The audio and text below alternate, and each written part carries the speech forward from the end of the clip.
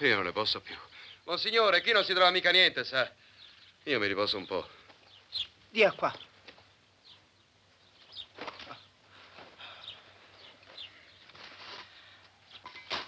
Sta attenta, Stella.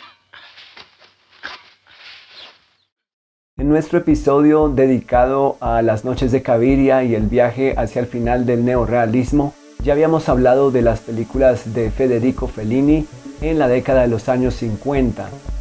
Hoy nos corresponde acercarnos al texto Alma sin conciencia o el problema de la salvación, a partir de Il Bidone, de Federico Fellini, de 1955.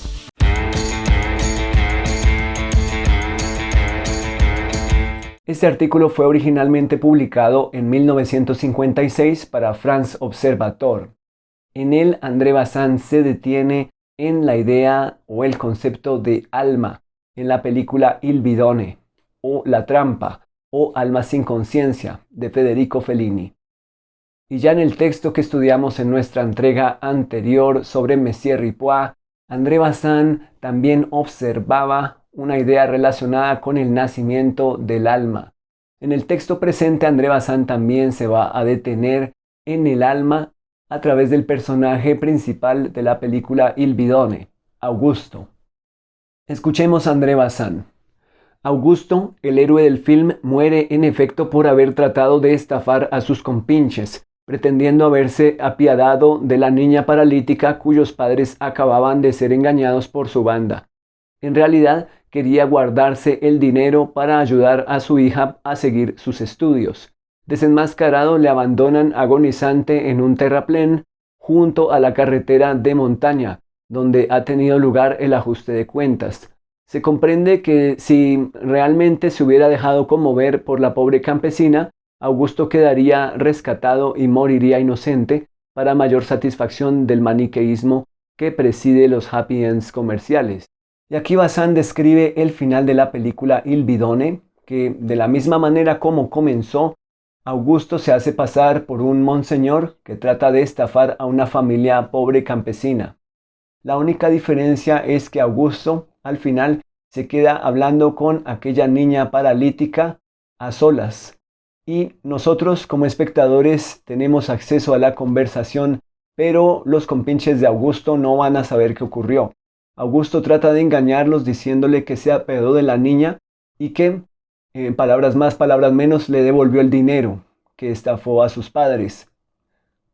Sin embargo, pues los compinches de Augusto no van a creer y lo van a golpear y lo van a dejar tirado en este desierto y van a encontrar dinero en los zapatos, que es obviamente el dinero que pagaron los padres de la niña por las supuestas misas a cambio del tesoro encontrado en sus tierras.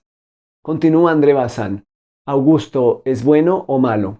Fellini no se coloca jamás, felizmente, al nivel de esta psicología moral. Su universo es una dramaturgia del problema de la salvación.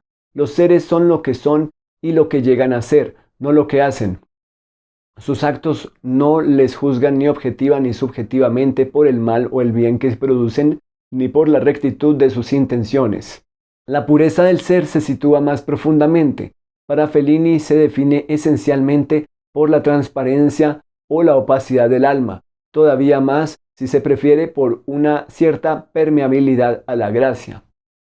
Y aquí André Bazin se está refiriendo a algunos conceptos de la religión católica, como son la gracia, la salvación del alma, también aquella opacidad y transparencia en el alma por consecuencia. Y si ustedes tuvieron la oportunidad de ver esta película, Alma sin conciencia o Il Bidone, recordarán que a lo largo de la película nos concentramos en Augusto, en ese rostro, en esas expresiones de Augusto a medida que los acontecimientos van teniendo lugar. Y realmente muchos de nosotros nos preguntamos cuando vemos los rostros de Augusto, ¿qué está pasando por su cabeza, no? ¿Tiene miedo o por el contrario tiene valor o por el contrario no le importa nada de lo que está pasando? ¿Está arrepentido de lo que está haciendo? ¿Tiene cierto temor por las consecuencias o por el contrario aquí no va a haber ningún tipo de consecuencias? ¿Quién es este señor Augusto y qué está pasando dentro de Augusto? Continúa André Bazin. De manera natural, los seres perfectamente transparentes y abiertos al amor del prójimo quieren y hacen generalmente el bien, aunque este, entre comillas, bien, no tenga a menudo más que un lejano parentesco con la moral. Estamos, por tanto, en el plano de las consecuencias, no en el de las causas. Podemos así creer que Augusto se salva, como Zampa aunque haya hecho y haya incluso querido el mal hasta el fin, y esto porque al menos ha muerto en la inquietud. La conversación con la chiquilla paralítica no le ha enternecido en el sentido psicológico de la palabra. Lejos de hacerle avergonzarse por traicionar la confianza de una niña, le ha dado, por el contrario, la fuerza y la determinación necesarias para engañar a sus cómplices. Pero ha introducido al mismo tiempo la turbación en su alma, ya que le ha hecho advertir al mismo tiempo no tanto la mentira accidental de sus actos, cuanto la impostura esencial de su vida. Y aquí nos vamos a preguntar, bueno, ¿estamos de acuerdo con André Bazin? Cuando ustedes han visto aquella secuencia de Il Bidone de Augusto hablando con la niña, ¿ustedes creen que de alguna manera algo ha cambiado en su interior? ¿Que ha tenido el coraje de un momento a otro para engañar a sus mismos cómplices? ¿Creen ustedes que ha introducido al mismo tiempo la turbación en su alma, ya que le ha hecho advertir al mismo tiempo no tanto la mentira accidental de sus actos como la impostura esencial de su vida? ¿Ustedes creen que si hubo algún cambio en Augusto fue en este momento y no en otro de la película? ¿Ustedes creen, por otro lado, que Augusto en verdad pueda cambiar en algún momento? ¿Ustedes creen o consideran, al igual que lo hace Bazin, que en efecto Augusto quiere robar a sus compinches para darle ese dinero a su hija? ¿Consideran ustedes que el mismo Augusto o alguno de sus originales compinches, como Carlo o como Roberto, va a poder cambiar? Continúa Bazin. Inversamente, Picasso o Carlo, cuya historia ha sido acortada en la versión definitiva, es una personalidad amable, tierna, sentimental, siempre rebosante de buenas intenciones y dispuesta a apiadarse de los otros y de sí mismo. Pero el destino de Picasso no tiene probablemente ninguna esperanza. Roba porque, entre comillas, parece un ángel. Y todo el mundo estará siempre dispuesto a creer en su inocencia. Incapaz, sin embargo, de reaccionar verdaderamente, incapaz de remontar sus pendientes anteriores, Picasso está abocado a la oscuridad y al fracaso definitivos, a pesar de su simpatía y de su amor por su mujer y su hija. Picasso no es malvado, pero se ha perdido, mientras que Augusto, siendo inaccesible a la piedad, se salva probablemente. Y nuevamente les pregunto, ¿estarían ustedes de acuerdo con esta afirmación?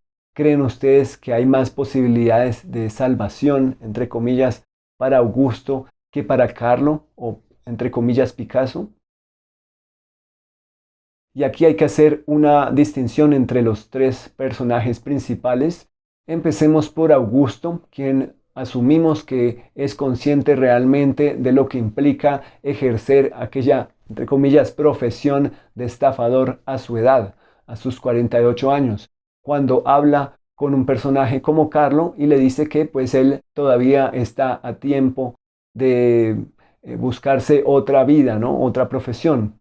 Y luego el mismo Carlo, que en algún momento es consciente, como lo ha dicho Bazin, de que gracias a su rostro, entre comillas, angelical, pues la gente le cree y que eso, palabras más, palabras menos, le ayuda en esta profesión de la estafa. Sin embargo, a lo largo de toda la película vemos aquella ingenuidad de Carlo, Picasso, frente a sus dos compinches, Augusto y Roberto, como si se tratara de un juego de niños, como si las cosas no tuvieran consecuencias. También la ingenuidad con la que se comporta frente a su esposa Iris, por lo menos en aquella fiesta, en donde trata de disminuir o trata de reducir todo lo que ha pasado a una simple anécdota. Y por otro lado tenemos al personaje de Roberto, que es totalmente cínico y con el cual nosotros asumimos que tiene total conciencia de las consecuencias de sus actos. Sabemos también que aparentemente no tiene compasión por nadie y que también terminaría engañando a sus compinches de alguna manera. Continúa André Bazin. No empleo de manera intencionada el vocabulario cristiano, aunque la inspiración cristiana esté sin duda presente en la obra de Fellini. Si lo hago es porque probablemente no hay otro que traduzca mejor el orden de realidades que son objeto de un tal film. Ya se entiendan como metáforas o como verdades metafísicas, los términos de gracia o de salvación, oscuridad y transparencia del alma son los que se imponen a mi pluma como capaces de expresar con mayor exactitud esa situación de las estructuras más profundas del ser que se ven afectadas por la conducta de nuestra vida. De esos, entre comillas, bidonistas, Fellini ha dicho, me parece que eran los vitelloni envejecidos. La fórmula define perfectamente a esos estafadores mediocres cuyo talento no va más allá de imaginar y realizar un modesto timo, incapaces incluso de enriquecerse como ese antiguo compinche convertido en traficante de drogas que les invita a una fiesta en su lujoso apartamento.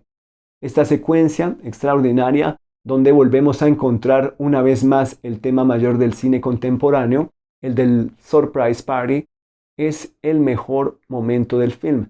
Fellini ha querido sin duda, dentro de las posibilidades simbólicas de una secuencia donde el realismo es más agudo, construir una imagen del infierno, demasiado ardiente por lo demás, para que nuestros pobres diablos puedan mantener el fuego mucho tiempo.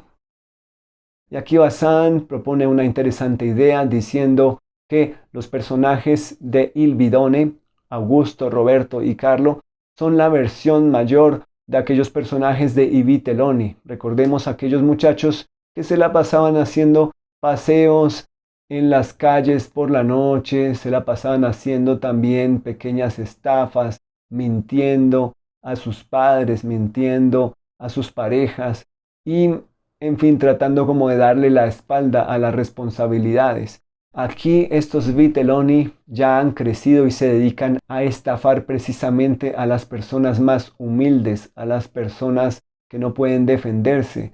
Nunca van a ver ustedes a estos bidonistas tratando de sacar provecho de los poderosos o tratando de quitarles algo a los que tienen para darle a los que no tienen. No, precisamente su objetivo siempre será estafar a los más pobres, a los más humildes, a partir de su ingenuidad y a partir de su falta de conocimiento.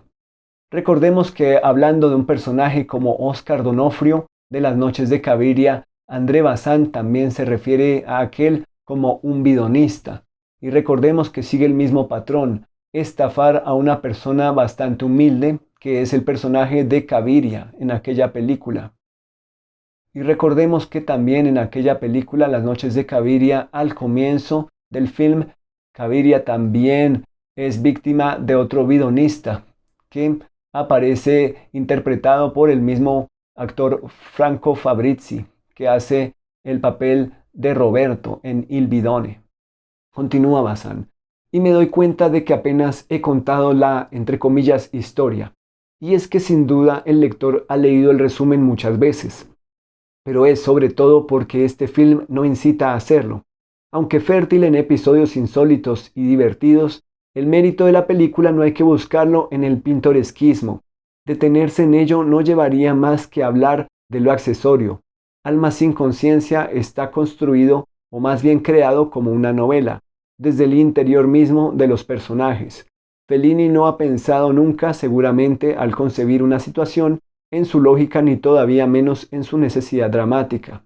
Los acontecimientos son totalmente imprevisibles y necesarios al mismo tiempo, como también hubieran sido necesarios otros que Fellini hubiera colocado en su lugar. ¿Qué opinan de esta observación de André Bazin? ¿Consideran ustedes, en efecto, que Fellini parte desde el interior mismo de los personajes?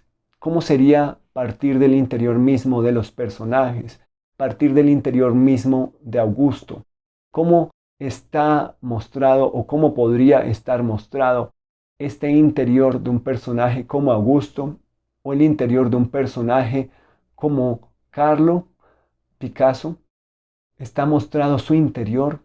¿Cómo podemos ver el interior de un personaje como Roberto? ¿Están de acuerdo con André Bazin de que se está partiendo del interior mismo de los personajes?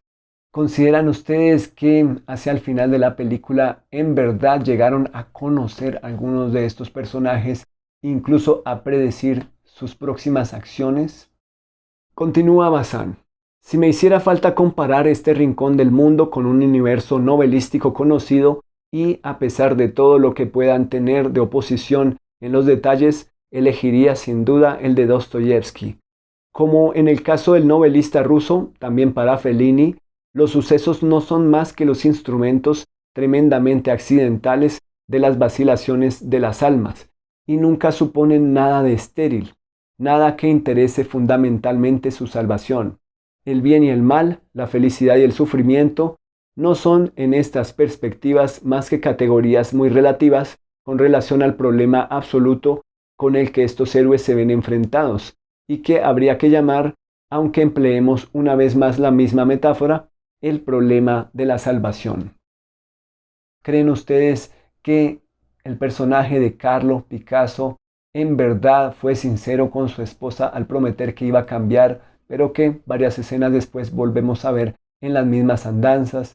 ¿Creen ustedes que si él lo vuelve a prometer, quizás sí volvería a cambiar? ¿Creen ustedes que el personaje de Roberto cambió y efectivamente vive hacia el final del film en otra ciudad dedicándose a una profesión honesta? Y siguiendo con esta idea de la salvación en clave de religión, ¿cómo podría estar relacionada esa supuesta salvación con la redención? ¿Cuál puede ser el acto o los actos que conlleven a la redención de Augusto o de algún otro de estos personajes? ¿Se podría hablar en términos de imágenes o de sonidos de redención en esta película? ¿Podrían pensar ustedes en imágenes y sonidos de redención en algunos otros tipos de cines o películas o en otros tipos de artes o medios? Y gracias una vez más por acompañarme hasta el final de este video. Por favor, suscríbanse si no lo han hecho y nos veremos la próxima semana con un nuevo texto dedicado a ¿Qué es el cine? De André Bazin, edición 1966 en español.